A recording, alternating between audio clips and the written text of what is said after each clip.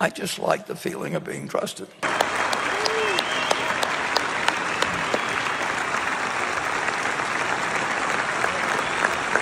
Call me crazy, but I can't say that I trust Warren Buffett all that much. Now, he retired today from Berkshire. He crushed it there, whatever. But there's this one pressing thing amongst, a couple other things that really makes me ask some questions about Warren Buffett. But rather than speculating myself, I'm going to show you what we find if I do Control F and type in Buffett in this very interesting book. So check this out. Ready? If you've never heard of the Franklin cover-up, it is a very, very dark story. It's about something that took place in Nebraska, Franklin, Nebraska, during the late 80s, and it involved you can see right there on the cover, child abuse, Satanism, and murder in Nebraska. So, Warren Buffett's a pillar of success in Nebraska. He's lived there his whole life in that little house. I don't know if it's true or not, but he's lived in that average everyday person house. He's carefully crafted his image. He eats McDonald's. He, is a penny pincher. He has allocated budget to buy breakfast every day. Drives a modest car, whatever. But that's all great and fine. But take a look at this. See, Control F Buffett. And this book is by a guy named John DeCamp. He's an attorney and pretty connected guy, pretty competent, reasonable guy. And right here in the introduction of the book, he is speaking with the former director of the CIA, William Colby, very connected guy. And listen to the conversation they're having. I'm going to show you some of the things that it says in this book about Warren Buffett and to what degree he was associated with the people involved in this Franklin scandal.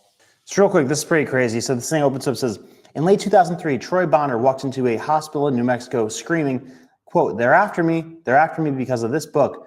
The book Troy was waving was this book that we're looking at right now, the Franklin cover-up. Bonner was mildly sedated and calmed down and put into a private room for observation. When nurses came to check on him early the next morning, Bonner was sitting in a chair, bleeding from the mouth and quite dead. Former FBI Los Angeles Bureau Chief Ted Gunderson tried to get an autopsy and other information and details that were promised to him on Bonner's death. But Gunderson, apparently every other entity, were totally shut out of all information. No news stories on Bonner's death were published in the news, despite Bonner's previous front page fame and notoriety in the Franklin case. So forward to the book. Quote, what do Ronald Reagan, President George Bush, Fanner CIA Director William E. Colby, Democratic presidential candidate Bob Kerrey, billionaire and second richest man in America, and now head of Salomon Brothers, Warren Buffett, and Ronald Roskins, the current administrator of the Agency for International Development, all have in common? The author asked his close friend and advisor, William Colby, one day in 1991. Quote, I give up, Fanner, head of the Central Intelligence Agency, Colby said. What could that group have in common? Three things, author of the book, DeCamp replied.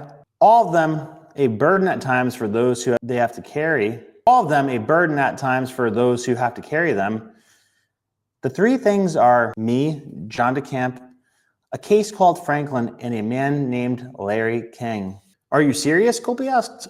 Dead serious, John responded, and I hope that word dead does not turn out to be a prophetic pronouncement, as it has for at least 15 other Franklin-related personalities.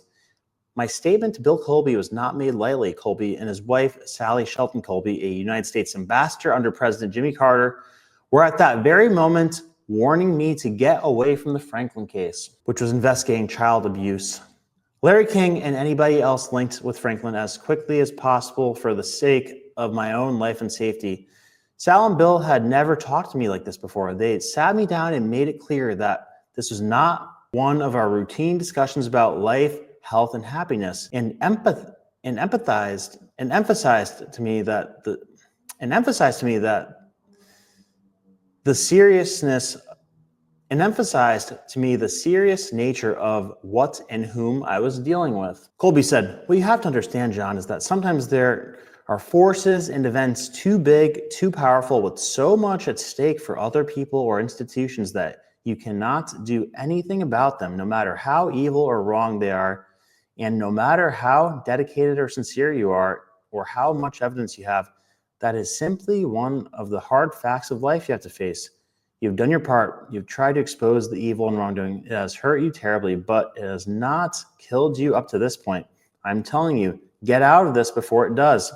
Sometimes things are just too big for us to deal with, and we have to step aside and let history take its course. For you, John, this is one of those times, Bill warned with Sally nodding her head in affirmation. So guys, this is the head of the CIA that is saying this to this author. So if he's terrified of this, what the hell big, powerful forces is he talking about? I mean, that's pretty insane to hear. So like I said before, if the president is scared of certain people out there, if the head of the CIA is scared of certain people out there, if Elon Musk and Trump are scared of certain people out there, like it's some pretty crazy stuff. And then it's these type of people who are connected to these child abuse things like the Franklin cover-up, like Epstein. You know, I just released an episode, why won't Trump release the Epstein files? And it's crazy how it's always the scariest people up at the top that are involved in these things. But by the way, if you want to join my book club, I will show you how to get a link to this book, because there's a free PDF on the internet. I'll show you that in my book club if you join. Hit the QR code right here. Back to it. So after these warnings, John said, maybe the simplest thing for me to do is to tell the story. Maybe it is, Bill said. Besides, I myself want to fully understand what I said at the beginning about what all those prominent individuals from President Bush to Bob Kerrey, from myself to billionaire Warren Buffett, have in common. John says, maybe I'll have to write a book and tell you, won't I, Bill? Here's the book. So pretty strong opening.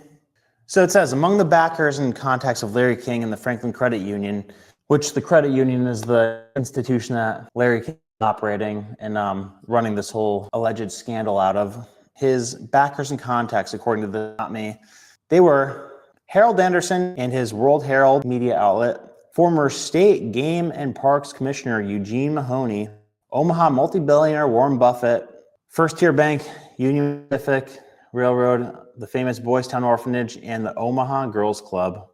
So one of King's earliest boosters was the wife of Warren Buffett, the chairman of Berkshire Hathaway. Based in Omaha, Buffett is second biggest stockholder of the Washington Post and controlling power in ABC TV. In 1991, he acquired large blocks of stock in American Express, blah, blah, blah. When Salomon Brothers faltered in August 1991, the owner of 13% of its stock, Buffett stepped up as its interim chairman. Salomon Brothers, a lot of creepy shit behind that too. In Omaha, Buffett mystique gains from the fact that there are 200 some Buffett millionaires. And this is like in the 90s that he's writing this. Made their fortunes by investing through Buffett's Berkshire Hathaway. Buffett favors the multiplication of money, but not people. Contributes to groups advocating for radical population reduction. His Warren Buffett Foundation lists hundreds of thousands of dollars in grants to negative population growth. The Association for Voluntary Sterilization, Planned Parenthood, the Population Council and Population Institute, the Sex Information and Educational Council, and Federal American Immigration Reform. Negative population growth members, according to the group's literature, believe that a drastic reduction in total population size represents the only viable option consistent with human survival. Yeah, definitely can't like release the hidden information or the hidden technology that would give us infinite amounts of energy. Anyway, the MPG wants the United States and then every country to enact programs to drop the US and world population to 1/2 its present levels within 90 to 100 years. Buffett contributes approximately 7% of the MPG's total budget. So here's the crazy stuff, right? So backing from Buffett's social life, all right, so here's where it starts to get crazy. So backing from Buffett's socialite wife, Susie, came early on the rise of Larry King. Susie Buffett was a volunteer at the credit union in its early days. Why? Of all places, why are you volunteering at a credit union, Susie? According to the Lincoln Journal-Star of March 19th, 1989, King liked to tell the story of a woman coming to the credit union to see him and being told to return at 7 the next day because he was so busy. The woman was Susie Buffett, wife of billionaire Warren Buffett. And she did come back to offer her help at the credit union. Like, yeah, all the places you could be volunteering at, like, why does a credit union need volunteering help? That's very strange to me, but okay. Circumstantial weirdness. Okay, no problem. Now, it goes on to say that for years, it was rumored that the Buffetts hosted a 10th wedding anniversary party for Larry King and Alice. James Trobe's December 1991 Gentleman's Quarterly article served as a platform for Warren Buffett to deny he had a role in that affair and to insinuate that perhaps the party never happened. Quote, in 1978, King asked Susan Buffett if she would be willing to host his and Alice's 10th anniversary party at her house. Susan said yes, but her husband said no, end quote. Paul Albert, a close researcher of the Franklin scandal who had interviewed several people who attended the anniversary party, commented that Buffett fraud account was carefully worded. Buffett avoided an outright assertion that the party didn't take place, but he'd be left with the thought that it never happened if he didn't know anything. Buffett told Traub, I knew King was a phony. It was like he had a big sign on his head that said, phony, phony, phony, end quote. Now the book goes on to say, this prompts the question, why if Buffett saw so clearly that Larry... So the book goes on to say, this prompts the question, why if Buffett was... So this begs the question, why if Buffett saw so clearly that Larry King was a fraud, why did he not warn his friends at First Tier or at the World Herald? Buffett's the director emeritus at one of the institutions that merged to become First Tier. And he served on the World Herald board. Whoa. He served on the World Herald board. And the guy, Herald, wrote all kinds of puff pieces about Larry King. Now, allegedly, Larry King returned favors by hosting a fundraiser for Buffett's son, Howard, when Howard ran for Douglas County Commissioner. Warren Buffett may have done some more private socializing with Larry King. If a former Omaha City employee is correct in his report that when Larry King was crowned queen at the Max Gay Bar, Warren Buffett was his escort. Not my words, not the author's words, totally second, third, fourth-hand information, but I don't know, that's what it says right here. That's a weird story. Don't know if that's true, but that's what it says here in this book. It says, quote, this is what his cousin Barbara Webb told me, end quote. She said, the source, quote, she said the people, they were mad because Larry brought his son and his wife there, end quote. The Wall Street Journal featured a report that Warren and Susan Buffett lived apart for 13 years, although they attend official functions together. Buffett shares his home with a companion named Astrid Manx, alternating his time between the two women. Dirty dog, Buffett. According to the journal, Buffett met Manx in 1977 when Susie brought her home from the nightclub where Manx was a waitress at the French Cafe. Goes on to say Buffett and King shared an interest in Boytown, which Boytown was like this giant orphanage in Nebraska. Like I think it's the biggest orphanage in America. It was originally created to house the kids of people who died in World War I. So Buffett apparently blew the whistle on some corrupt stuff going on with the endowment, because the endowment was like a couple $100 million, one of the biggest endowments in America. And he had his newspaper, The Sun, do an expose on it where they showed that this money wasn't being used for what it was being promised for, and that they were like aggressively trying to raise money. So that's what you find if you look at, just like the internet, ChatGPT, Grok, whatever, if you ask Warren Buffett's association with this Boytown. But then here's what this says. So Boytown it's an incorporated village on the west side of Omaha with extensive land and plush facilities and an endowment of over $460 million. The orphanage is therefore a major power in the Omaha financial world. It has begun a $25 million nationwide expansion program and will have a youth care facility in 17 cities by 1992. The chairman of its finance committee is Union Pacific's Michael Walsh. In 1972, Buffett executed a maneuver around Boytown, which is not fully understood to this day. His own Sun newspaper ran a series of articles that targeted Boytown for having too large an endowment, the Sun wrote. Quote, members of the board of directors of Father Flanagan's Boys Home generally seem little concerned that the institution had amassed a net worth more than $200 million while going to the public twice a year with a plea of poverty. Of the cited $200 million, $175 million was the liquid endowment. Editor and Publisher magazine reported on March 30th, 1985, the Sun papers in 1973 became the first weeklies to win the Pulitzer Prize for an expose of Boytown. The story idea originated with Buffett, who also participated in its development and wrote a section on it. The articles prompted a major shakeup and purge of personnel at Boys Town. Buffett is believed to play some significant role with the orphanage today, perhaps in his specialty investment advice. And keep in mind, this is in the 90s this book is being written, so when it says today, it means the 90s. And by the way, I extensively tried to look to see if there's any connections that show Buffett being connected to this Boys Town place on the internet. Couldn't find anything. I only looked for 30, 40 minutes because I'm trying to put this thing together fast. But what this book is saying and what the internet is saying is different. So we obviously have to just take the internet's word for it because everything that is there to be known is on the internet and we got to trust it. I know some of you get the sarcasm. An inquiry with Boys Town was referred to the in-house attorney for the orphanage who, in answer to the simple question, what is Mr. Buffett's precise role with Boys Town, spent 25 minutes and 2 phone calls not quite denying, but also carefully not confirming that Buffett had a role with the facility. At any rate, Buffett has not complained lately about the size of Boys Town's endowment, although it's much larger than it was in 1973. So that's weird that he put a lot of effort into doing an expose in the 70s. There was a degree of turnover. Actually, maybe I should show you what ChatGPT said on this one, because ChatGPT gave a very harsh message on this. Let's see, where is this? So yes, ChatGPT, just to be fair. Yes, Buffett played a pivotal role in exposing financial mismanagement, Boys Town, blah, blah, blah. While Buffett's involvement was primarily through his role as a newspaper publisher, his actions had lasting impact on nonprofit transparency and accountability. The initiative not only brought significant reform to Boys Town, but also underscored the importance of financial disclosure in charitable organizations. Monsignor Nicholas Wagner, the director of Boys Town, resigned. Boys Town temporarily suspended fundraising. Buffett paper when Pulitzer Prize. Buffett did not personally intervene in Boys Town operations, but he enabled and empowered investigative journalism that forced the organization to change. And it changed so much that it went from a $200 million endowment to a $500 million endowment in the next 20 years.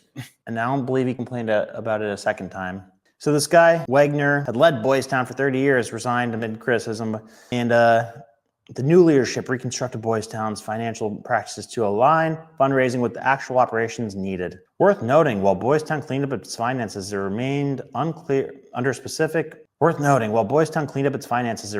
sporadic scrutiny in later decades for other unrelated controversies, including vague accusations tied to broader child abuse investigations in Nebraska. However, no credible evidence ever connected Buffett to any wrongdoing or operational involvement beyond the 1972 expose. So that's what ChatGPT says. Now back to the book now back to the goods. So like it said, Buffett in the 90s, this author is saying, is believed to play some significant role with the orphanage today, perhaps investment advice. We saw that. Buffett not complained lately about the size of the Boys Town endowment, although much larger than it was in 73. It more than doubled. Larry King was intimately involved with Boys Town. The institution came up repeatedly during the legislature's Franklin investigation, and even earlier, Foster Care Review Board Executive Director Carol Stitt's July 1988 plea to Attorney General Robert Spire for investigation of child abuse included the youth care worker Kirsten Halbert, quote, told me about 3 youth boys at Boys Town who all reported inappropriate activities with Larry King of Omaha. On March 29, 1989, her colleague Burnell Williams told investigator Jerry Lowe that on several occasions in the past, he had heard of kids transported from Boys Town and the North Omaha Girls Club to functions allegedly linked to King. Boys Town youth care worker Julie Waters, when interviewed the Patterson Webb girls in 1986, reported her findings about Larry King and Boys Town youth. The orphanage's executive director, Father Val Peter, according to an FBI and Nebraska State Patrol interview with the girls' foster mother, Kayleen Sorensen, Walters related Nellie's statements to Father Val Peter. Val Peter then stated that the Boys Town would conduct its own discreet investigation into Nellie's statements. Peter apparently did nothing, as Carol Stitt informed the legislator's executive board on December 19, 1988. That it brought to my attention that no such investigation ever took place. The FBI IINSP brief on Sorensen's interview said, Sorensen stated that an unspecified time in the summer of '88, Julie Waters spoke to 2 prominent black males and 1 black female at Boys Town, confirming Nellie Webb's statement about Larry King. Sorensen could not recall the names of these individuals. Individuals were either employees or associates of Boytown. These individuals told Walters not to ask questions about King because it could be dangerous. King was highly visible on the Boytown campus because of his distinctive yellow Trojan car. On March 27, 1989, Jerry Lowe interviewed Julie Walters by phone. Julie indicated that she subsequently had a conversation with Val Peter regarding the yellow Trojan, including discussions that several Boytown teachers, including those as having the last names Barksdale, Wilson, and Gary, had been seen driving the automobile. Julie indicated that when she brought the matter up to Father Peter, that he had initially denied any knowledge of the automobile. However, later on indicated that he believed Omaha people couldn't accept black male teachers at Boytown and blamed the information regarding the Boytown black male teachers driving the Trojan on racism. So unfortunately, that's all that this book really says about Warren Buffett. So definitely no direct evidence, just pure circumstantial evidence that one, that his wife was a volunteer at this place, at this credit union. Two, that Warren Buffett proactively did an expose on the Boytown crew, that group that was allegedly played a big part in this child abuse network, and that it created a leadership shakeup. Then no direct evidence of him doing anything with Boytown after that. But see, my problem really is that you get this crazy situation right in your backyard of Nebraska. You know, like you're the Nebraska guy, you're Warren Buffett, like you live in Nebraska, you're a big fan of Nebraska, you're always hyping it up, okay? This horrifying thing happens and you don't talk about it. Let's ask ChatGPT, has Warren Buffett ever commented on the Franklin, Nebraska case? Yeah, Buffett's never commented on it. So like, at the very least, like you were operating in the proximity of this guy, Larry King, who was facilitating this whole thing. Doesn't mean that you were involved. It doesn't mean that you did anything bad, but like you can't even come out and say that we need justice for these people. We like this or that, like anything, like even acknowledge, like, because let me tell you what happened in this thing. They basically treated it like it never happened. They portrayed it like it never happened. Like witnesses that came forward and said they were abused. Like this girl right here, Alicia Owen, was pronounced guilty by a jury in Douglas County, Nebraska on 8 counts of felony perjury. She was sentenced to serve 9 to 27 years in prison, indicted for telling a grand jury before which she testified in 1990 that she was sexually abused as a juvenile by a Nebraska district court judge, by the chief of police of the city of Omaha, by the manager of the Franklin Community Federal Credit Union, and others. Alicia Owen also witnessed, she said, the abuse of other children by figures in Nebraska's political and financial establishment, who she named among them publisher of the state's largest newspaper, the Omaha World Herald. She testified that she was in a group of the Nebraska children who functioned for years as illegal drug carriers traveling nationwide for some of Nebraska's wealthiest, most powerful, and prominent businessmen. And like Warren Buffett was on the board of Warren Buffett's on the board of the Omaha, Nebraska World Herald, and this guy is being named in this sex trafficking ring, and you don't say anything about it, dude? Like what? And then when I was like looking into it before, I asked like if anybody ever claimed that he did anything, and it says that Ted Gunderson, who was a former FBI agent, and he's mentioned in this book a few times, he investigated this case, says that he claims that witnesses said allegations about Buffett being involved in things like this, but you can't find that anywhere. And like right after it says that on Grok or ChatGPT that Gunderson said this, it says, but there's a little merit to this because he's a conspiracy theorist. But I mean, the guy's in the FBI for 28 years, but what, he just lost his mind and like is a conspiracy theorist and has no credibility now because he's talking about a case that's a lot like the Epstein case that people aren't supposed to touch or talk about. So a little bit weird. So like for the people who did look into this, like this guy, Gary Caradori, he was the private investigator for this case, and his plane blew up in the sky like right before he said that he had evidence that was going to blow this whole thing wide open. So this is if your interest is piqued by this, if you're curious about what happens, if you think this doesn't sound right, check out this book. And like I said, if you want to jump in my book club right here, then this is the type of stuff we talk about. I could show you where to get the PDF for this, and we might make this one of the books that we go through the way that we go through books every month in the future. But it's a tough one to read. It's dark. It's a dark topic. And then allegedly Craig Spence from the Reagan administration and then George H.W. Bush were allegedly involved in this. So really scary stuff. But yeah, for Warren Buffett, like I am very uncomfortable with his lack of, I guess, advocating for on behalf of victims with this, saying anything about it in general. Like you're connected with all these people. You're connected with the guy that's the head of the largest newspaper there. You're connected with the governor. You're connected with the your wife was volunteering for this random credit union that was this underground sex trafficking ring. Like red flags, dude. Red flags. And then today everybody's kissing his ass. He's like the guy for CNBC. Everybody thinks he's this great, wise, all-knowing investor. I don't know. Stuff like this gives me the creepy vibes. So if you want to know more about this story, let me know, and maybe I'll do a deep dive into it if you guys be interested in that. But it's one of those ones that's it's weird and tough to talk about on YouTube because you don't want to really ruffle too many feathers with this one and make too much noise about it because it's unfortunately one of those untouchables. But if you enjoyed this, I did a similar episode about the Clinton years in Arkansas. It's a very similar thing. The intel people, they'll get you, and that happened to these boys who saw too much one night in Arkansas. So check out that episode, and if you want a chapter by chapter summary of the books One Nation Under Blackmail by Whitney Webb, I did a thorough every chapter breakdown in my book club. So right here, there's a link. There's the QR code for that. And yeah, that's what we do there. So guys, if you want to know more about this, join the Forbidden Book Society with this QR code right here. And thank you for watching.